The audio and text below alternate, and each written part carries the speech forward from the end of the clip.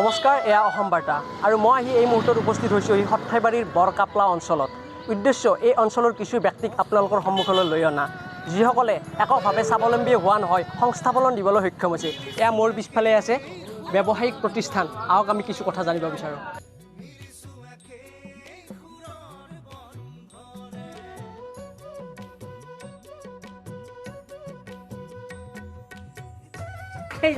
নমস্কাৰ, আপোনাৰ নামটো?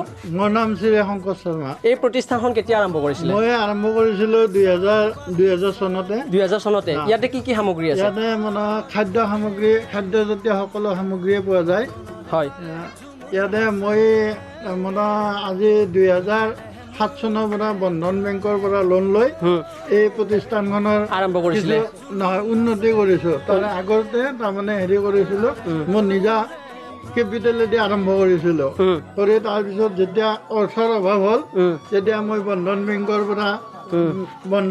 পৰা এই লোন হিচাপত লৈ মই প্ৰতিষ্ঠানখন আগবঢ়াই নিছোঁ।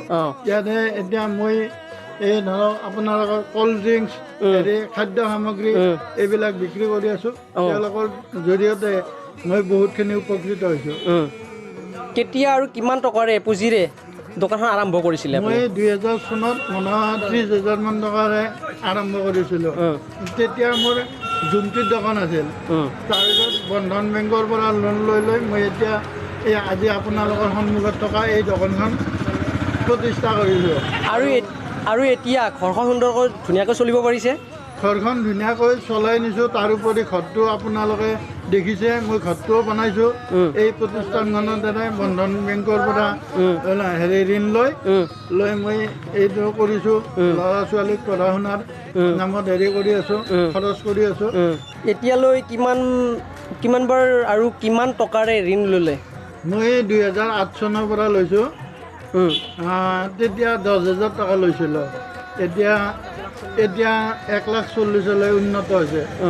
মই তেওঁলোকৰ পৰা বহুত উপকৃত হৈছোঁ। বন্ধনৰ সৈতে এই লেনদেন বা সম্পৰ্ক কেনে লাগিছে আপোনাৰ? মোৰ সম্পৰ্কটো মধুৰ। আগলৈ আৰু আপোনাৰ লোন লোৱাৰ কথা ভাবিছেনে? মই লোন পাৰিলে লৈ থাকিব। শৰ্মা দম্পতীৰ শৰ্মা ষ্ট'ৰৰ পৰা ওলাই এইবাৰ আমি আগবাঢ়িছোঁ সমীপৰে আন এখন ব্যৱসায়িক প্ৰতিষ্ঠানলৈ। নমস্কাৰ, আপোনাৰ নামটো?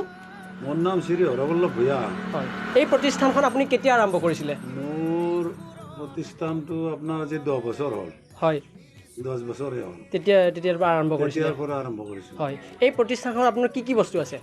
মোৰ ইয়াত আপোনাৰ চাহ দোকান মই কৰোঁ, তাৰপিছত আপোনাৰ ষ্টেচনাৰীও কিবাখানি ৰাখোঁ। হয়। কেতিয়া আৰু কিমান টকাৰে পুঁজিৰে এই দোকানখন আৰম্ভ কৰিছিলে? প্ৰথম 10,000 টকাৰে আৰম্ভ কৰিছোঁ। এই 10,000 টকাৰ পৰাই মই বন্ধনটো লৈ বৰ উপকৃত হৈছোঁ। হয়। বন্ধনৰ পইচা দিয়ে আজিলৈ দোকান চলি আছোঁ। এতিয়া ঘৰখন সুন্দৰকৈ চলাব পাৰিছেনে? চলিছোঁ। হয়। এই ক্ষেত্ৰত কাৰ পৰা আপুনি সকাহ পাইছিলে? এই ক্ষেত্ৰত মই বন্ধনৰ পৰাই সকাহ পাইছোঁ। বন্ধনৰ পৰা পাইছিলে।